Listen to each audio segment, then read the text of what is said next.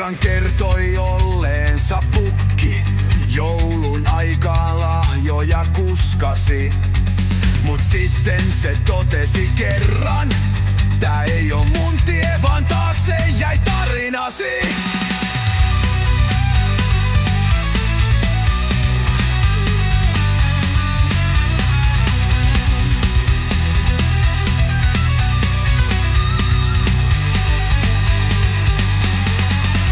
Kerran kertoi olleensa pukki, joulun aikaan lahjoja kuskasi. Mut sitten se totesi kerran, tää ei oo